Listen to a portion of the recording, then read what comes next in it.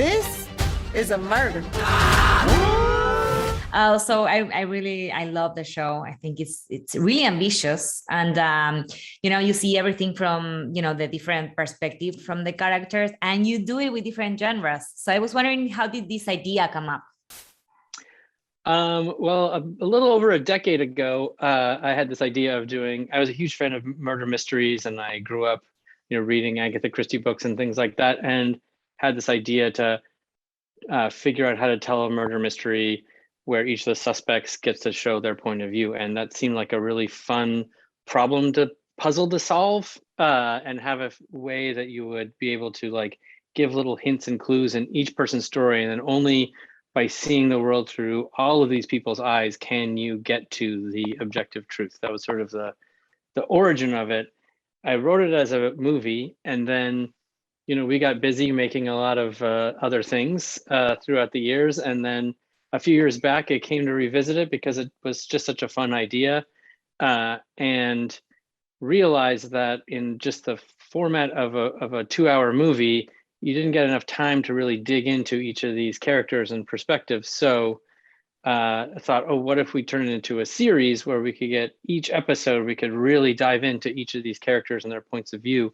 And then it really led you to have more complex characters, more interesting stories. Yeah, and you kind of really like the characters, so you don't want anyone to be the guilty one in the end. You kind of really get attached to them. So how did you decide which one worked best with each genre? I mean, in some cases it's really obvious, but in some of them not so much. Well, some of it is like how they see themselves, right? Like Ike sees himself in an action movie. But some of it is just about what's the best way to reveal what's really going on inside of a person. And so Zoe's episode, which is animated, gives you a window into what she's thinking and feeling that you couldn't get otherwise.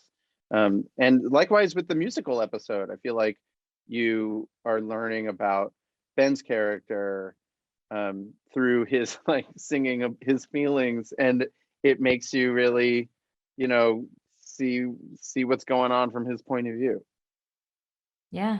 And finally, to wrap up, I think that one of the most challenging things, I don't know if you agree with me, but it's who is the guilty one, because you don't want the viewer to be like, oh yeah, I knew that from all along. It was so obvious or something like that. So without spoiling anything, was that the trickiest part, and why? Yeah, I mean, one thing that's always interesting is how savvy viewers are these days. People have seen a lot of things. And so, if you're like, the show is pointing me towards this person, so I know it can't be that person because then it would be too obvious. And then you're like, well, it's got to be this person that I'm not suspecting. But then you think, oh, wait, they want me to think it's this person I'm not suspecting because I'm too not suspecting them.